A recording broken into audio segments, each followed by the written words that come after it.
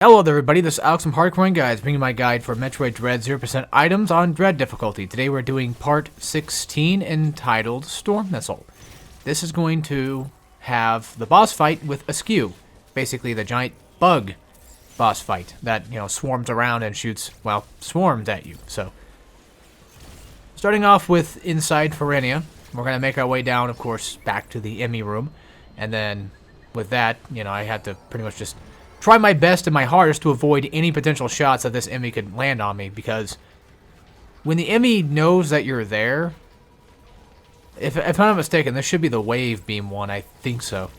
Yeah, it is. So when he knows that you're there, or he has an idea that you're there, he's going to shoot out an electric purple ball, which, much like the ice version of the Emmy, which we didn't see happen too much, of course, if you get touched by it, you will die by it, but yeah, it works kind of the same way that he did, where if he just knows that you're there, that he hears that you're there, he's going to shoot out a ball attack. So make sure that when you're playing and you know that he caught wind of you, which will usually, typically give you an idea of like, oh hey, yeah, they totally heard you.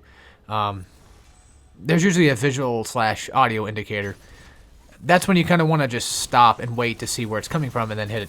But in here, I got the map room, and then of course I had to take down the enemy before he closed off the door, because once he's pretty much closed off the door, you're going to have to leave and come back. Actually, no, this was the map room. Never mind. I kind of forgot where everything was for just a second. Even though I just got done editing, I tend to forget things a lot. So now that we got that, we have, of course, a checkpoint, which is great. That's pretty much what we need. But there's also going to be another save point coming up before the Askew boss fight. So, there's that. Funny enough, when I originally played this game, the multiple times I played the game, I didn't like Askew at all. I always thought he was just annoying. I hated fighting him. I hated doing them. And nowadays, especially after this playthrough, when I did a one run, also make sure you take out the fire guy up here. You don't have to, but I recommend doing it just to make it kind of faster, because, well, to be fair, it probably takes about the same amount of time just to do that anyway, just to kill him. I got super lucky right there. I almost got hit by that ball. But, yeah.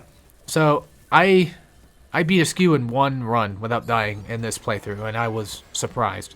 And in the past couple playthroughs, I've actually started to like him better, because there's a little trick that you can do. A sort of speedrun trick in order to knock off a ton of damage. In terms of how much damage, I'm not really exactly 100% sure, but I would guess maybe anywhere from, 30% to 50% health, something like that. So for this guy right here, because it takes so long to knock open the charge beam door, I recommend standing on the ledge and trying to shoot toward it if you can. If you can even hit it. I think you probably could from that ledge, but you have to angle it just right. Or you could do what I did and just kind of wait for him to launch his laser shot and either be skilled enough to get past it, or be like me and be lucky enough to get past it.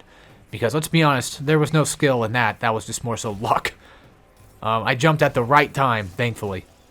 But typically with him, you want to just avoid him outright. If you want to fight him, then you could just, jump over and fight him. So, for a Askew boss fight, what you want to do is you want to start on the far right before you enter this room, and then you want to speed boost, and then you want to shine spark, and then once he stands like right above you in that position, you want to just go ahead and just, neutral tap the jump button. You have plenty of time with Shine Spark to be activated to use that. So, the key trick here is the swarms you want to watch out for. Of course, these balls he's going to shoot on, whether it be the wall or the floor, depending on where you were last. Those are pretty easy to avoid. That dive attack is something that you also want to just kind of hope that he's going to do, because typically, if he does that, that's a good sign that he's going to get stuck to a wall or even potentially a floor. And then after that, pretty much just easy clippings. Just use missiles. Charge beam works fine too, but I would recommend just using missiles just to make things a bit easier, because I feel like they might be possibly more powerful, but then again, plasma beam too. But yeah, I'm not good at the damage indicator thing on this one. But for the parasite ball, it's pretty much just a matter of avoiding it, just shooting with missiles, charge beam, and waiting for it to kind of swoop down and then jump back over it.